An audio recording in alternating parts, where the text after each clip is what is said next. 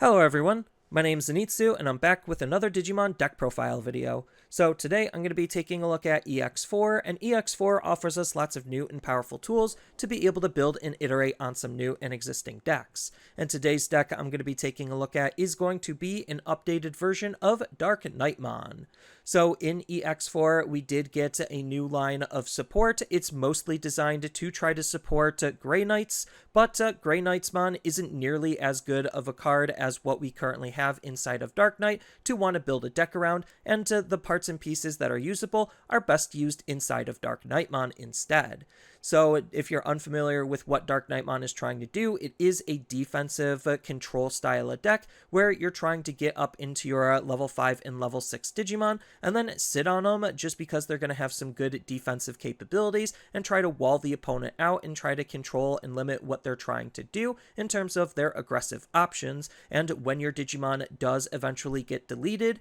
then it gets to replace itself, so we can have some constant board pressure against the opponent and to be able to potentially rebuild into a new high stage Digimon. So with all that said and done, let's just dive right into the deck profile. Starting off with the Digitama, I'm only going to be running 4 copies of Pagumon. So the BT6 Pagumon is still one of Black's best generic Digitamas, especially helping with the overall consistency of the deck when our Digimon gets deleted, which is what we're expecting the opponent to try to do when we get up into our high stage Digimon. Next, on to the rookies, I'm going to be running 2 copies of Chuumon. So the BT3 Chuumon is still just one of the best rookies that we could run generically, and is kind of a tech or flex spot just because this is an anti-meta card trying to stop and limit the opponent's actions, acting as a floodgate for their memory manipulating shenanigans.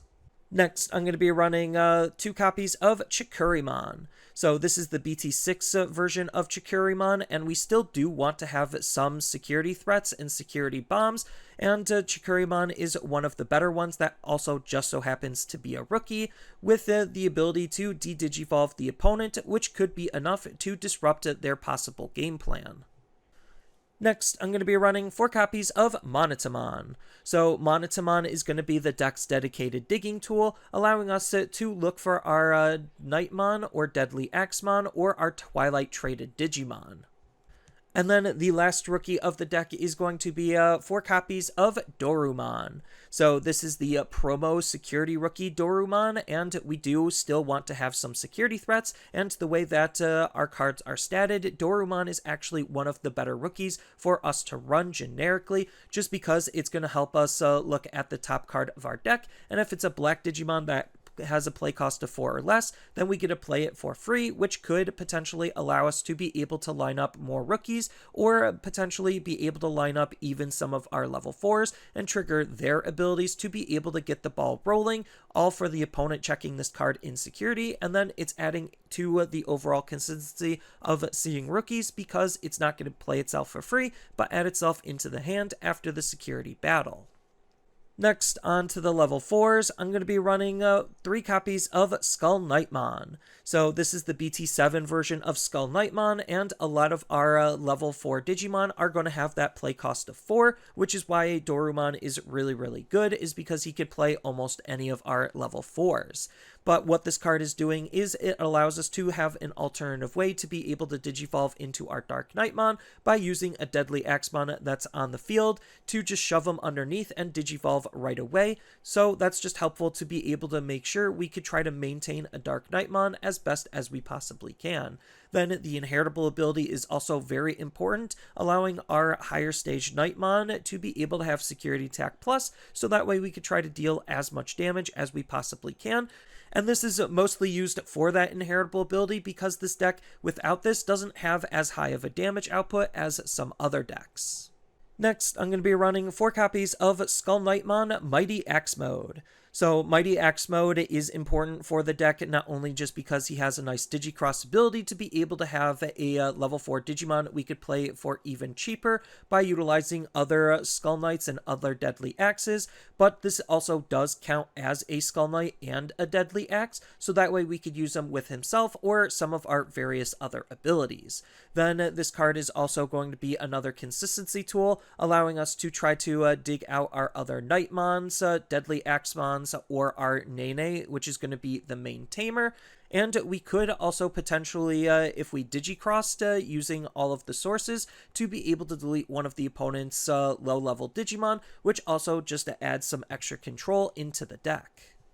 Next, I'm going to be running one copy of Mercurymon. So Mercurymon is a pretty decent card just because it's our hybrid alternative win condition. When we're able to chip and deal enough damage to the opponent, then we could utilize our tamers to have this card surprise the opponent with an attack out of nowhere. Then if we need to use this card alternatively, he does have some good defensive capabilities with his on-play and when digivolving ability to be able to have one of our Digimon gain the blocker ability to try to stall out the opponent as best as we possibly can if we need to play a little bit more defensively, allowing this card to have some good versatility on how we could approach utilizing it based on where the current state of the game is. Next, I'm going to be running 3 copies of SkullKnightmon. So this is the EX4 version of SkullKnightmon, and this is a really good card, especially in the early stages of the game, at allowing us to try to be able to set up our Nene for free if we don't already have one. Then its on-delete ability also is just adding to the overall consistency of the deck, allowing us to be able to try to dig out our Blue Flare or Twilight traded Digimon, put it into the hand, and then trash it if we didn't add anything at all. And its inheritable ability is actually really important for the deck, where it's allowing us to have access at reboot so we could have our Digimon be both offensive and defensive at the same time. And then the last champion of the deck is going to be 3 copies of the brand new DeadlyAxemon. So the brand new DeadlyAxemon from EX4 is another consistency tool. This time we're going to be discarding a card, more specifically a Blue Flare or Twilight traded card, to be able to draw 2, so we have some decent draw power, and sometimes we do want to try to fill up our trash more selectively based on some of the other abilities we could be playing around with. Then on top of that, he has that exact same on-delete ability as we just saw with the EX4 SkullKnightmon, adding even more consistency when this Digimon does get deleted. And then on top of all of that, it even has a nice inheritable ability where during all turns, it's adding a nice 1000 DP boost to our Digimon to not only make them a little bit stronger offensively, but defensively as well. And then when it comes to the level 5s, I'm going to be running 2 copies of the BT7 DarkKnightmon. So even though it isn't a Twilight traded card, it's still a DarkKnightmon by name, and it still has lots of good synergy with how the deck wants to play, just because its on-play ability allows us to add SkullKnightmons and DeadlyAxemons from our hand or trash to its Digivolution source, so we could customize what abilities we have access to make this card as strong as it possibly can be, whether we're going to be playing it off of our card effects or we do just need to hard play it to get something on the field to get the ball rolling. Then on top of that, it also has a nice secondary ability that's able to add some extra protection to the deck, basically allowing us to replace this card with Skull Knights and Deadly Axes in his inheritable sources as separate Digimon, so that way we could use them to try to rebuild up into our higher stage Digimon and gain full benefits off of whatever Skull Knights or Deadly Axes we're going to be playing off of his ability. And then the last ultimate of the deck is going to be the main one, which is going to be 4 copies of DarkKnightmon from BT10. So this has an on-play ability that allows us to try to be disruptive towards the opponent by de-digivolving their Digimon, and then if we actually digicrossed using both materials it's asking for, we also get to delete one of the opponent's Digimon. That's a play cost of 5 or less, adding even more control and disruption into the deck. Then he does have a Digicross ability utilizing Skull Knight and Deadly Axe, which we have plenty of, to be able to lessen the play cost, so we're ideally trying to play this card for 4 rather than paying the full 8 to be able to utilize its abilities. Then it even has a nice all turns ability that's acting very similar to what we just saw with the BT7 DarkKnightmon, where when he would be deleted, we get to return a level 4 Digimon from his Digivolution source to our hand, and then we we get to play out a Skull Knight or Deadly Axe from its Digivolution sources for free. So even though it's not spitting out both bodies, the body is going to be unsuspended that it is spitting out, and we're still able to grab back one of the other ones from his Digicross back into our hand to be able to reuse for various different purposes later. So it's still trying to create this undying board state and replace himself when he would leave the field, essentially.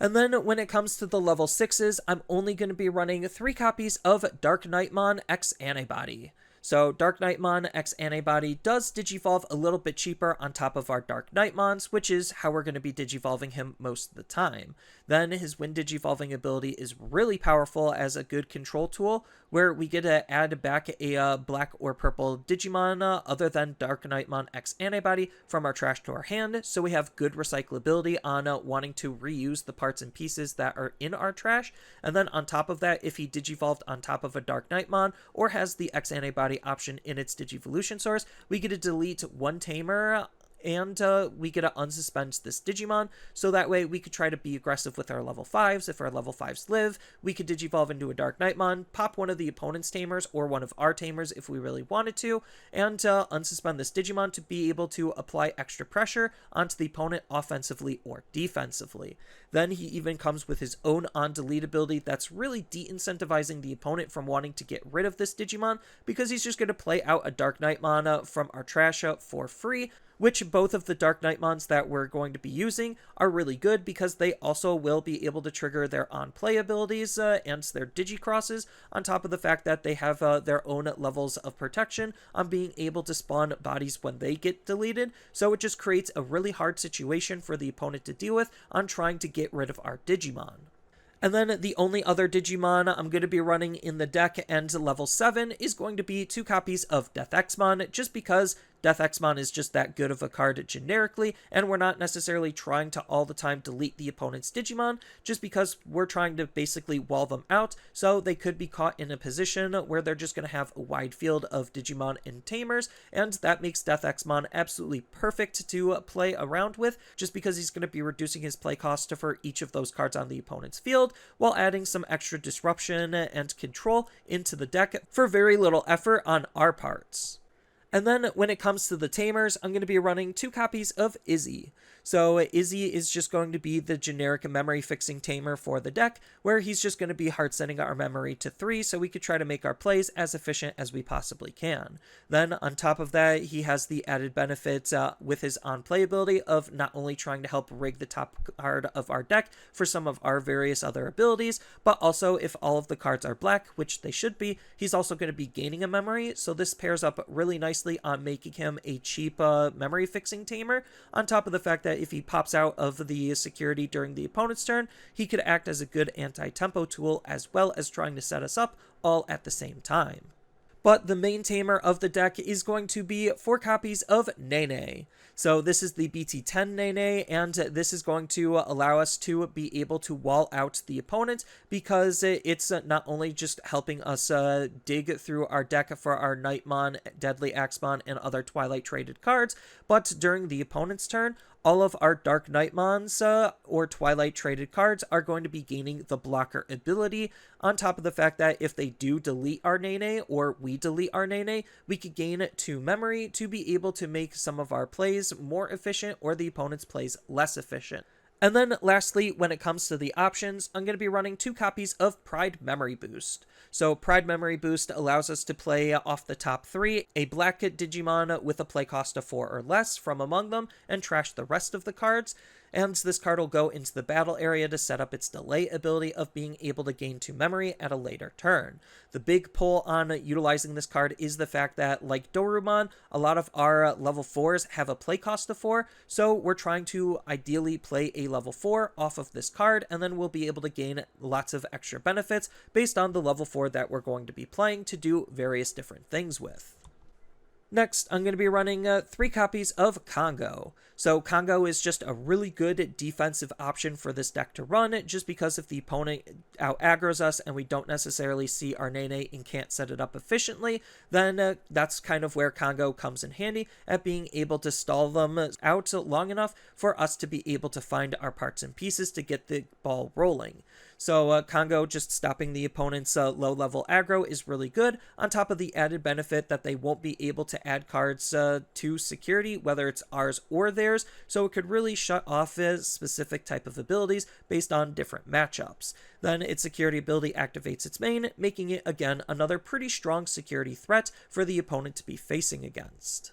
And then the last option and last card of the deck is going to be 2 copies of Immortal Ruler. So this is a Twilight traded option, so we can search it off of some of our cards that are just looking for Twilight traded cards, while this card also is really good interacting with our Nene, allowing us to be able to meet the color requirements, so that just heavily emphasizes why we want Nene on the field. Then the ability we're trying to gain off of this card is just milling ourselves 3, so that way we could try to get our trash in a particular state, and then we could play a DarkKnightmon from our trash for its play costs, and be able to utilize the Digicross ability with cards from our trash as well, making it so that this card combos really nicely with the BT10 DarkKnightmon, so that way we have some extra disruption and the ability to recycle and reuse a lot of our cards, even if they are in our trash. So when it comes to the overall game plan and gameplay of the deck, it's not necessarily your most straightforward deck, and the core idea is actually just trying to digivolve and set up into our level 5s and try to keep our level 5s around as long as we can,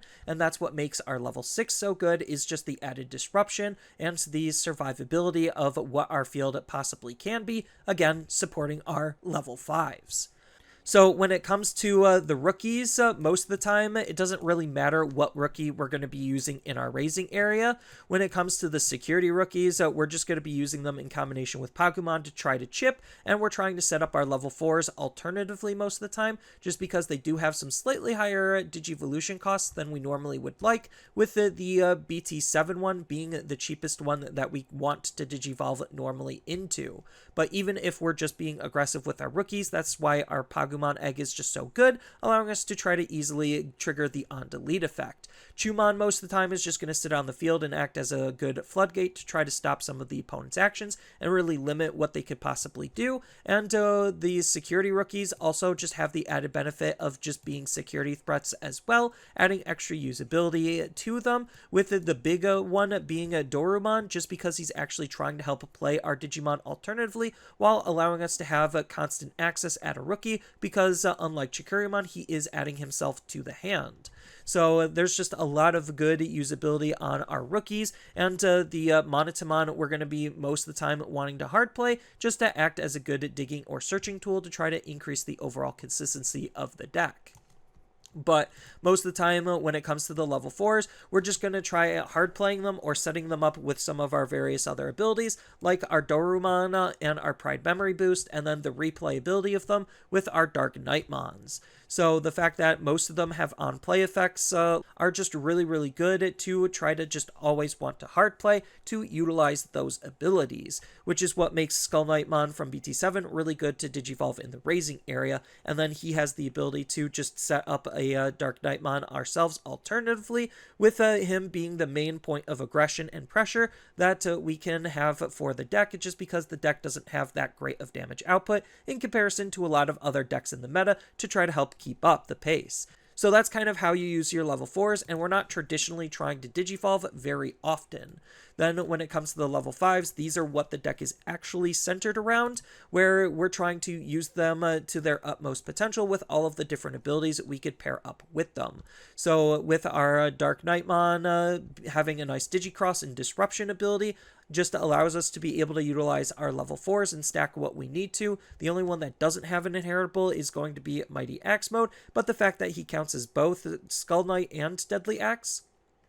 is still really, really important to try to make sure that we can have as many of the correct sources as we possibly can fit in. And that when we're going to be utilizing them offensively to swing, thanks to the reboot on our SkullKnightmon, and that allows us to unsuspend them so that way they can be blockers with our Nene, allowing us to be offensively defensive with both of them. Then we're just going to chill on these most of the time unless we have the level 6 to go into. Then there's no reason not to go into the level 6, just just because he's still a DarkKnightmon. He'll still have blocker, he'll have all of the inheritables that our DarkKnightmons will have, and he'll even be able to play out a DarkKnightmon. So the big combo play is just having some semblance of a stack, so that way we could try to utilize our cards to their utmost potential. So with our DarkKnightmon X Antibody, when he would get deleted, that means we get to play a DarkKnightmon. We could use the brand new DarkKnightmon to try to digicross and get sources underneath.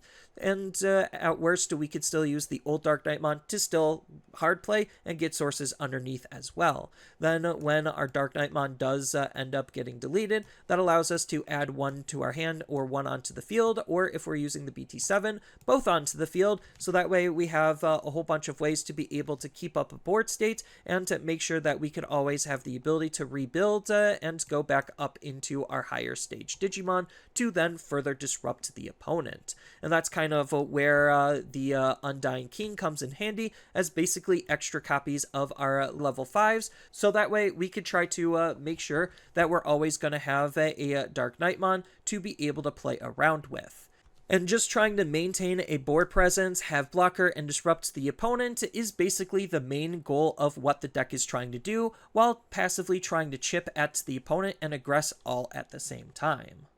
And then understanding the core cards that make up the majority of the deck is usually really important before you start teching it to your own liking or based on where the meta currently is. So I kind of laid out this nice 38 card core on what I think some of the most important cards in the deck are, based on how it wants to play, trying to focus on the level 5s that are able to replace themselves with some extra bodies, and you have a slew of various other abilities that you could be messing around with to customize the deck to your liking from here. And then we still have a whole bunch of other tech and tools that we could think about incorporating. So we do have some rookie space we could play around with. So if you wanted to play a Twilight for the sake of playing a Twilight, we have one. We have another searching or digging tool that does interact and synergize with the deck, on top of the fact that we do have some other black floodgates that we could think about incorporating. Then we do have some of the old DeadlyAxemon and SkullKnight cards that we could incorporate into the deck,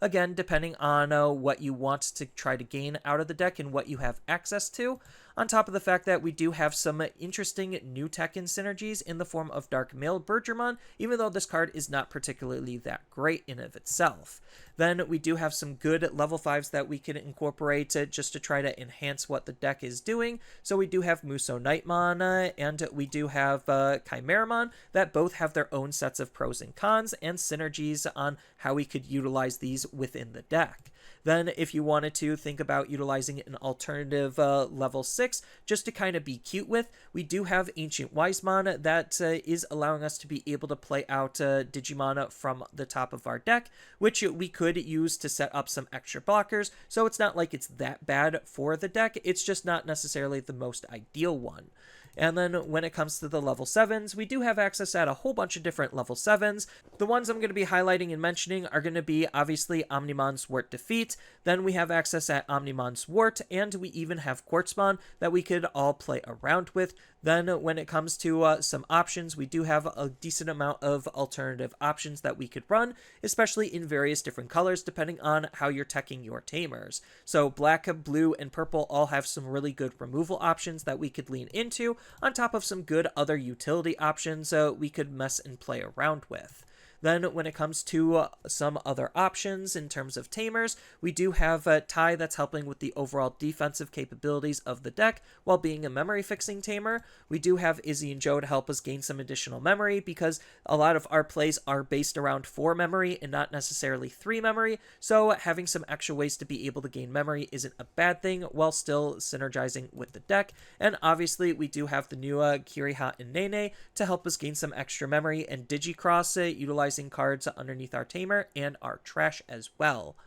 And then the last card I'm going to be highlighting is going to be the brand new DarkKnightmon as just a card that we could run because it's a DarkKnightmon. I think this is the weakest and the worst DarkKnightmon out of all of the other options that we can have, but if you're on a budget and you don't have access to some of the other cards, it still is a card that you could run.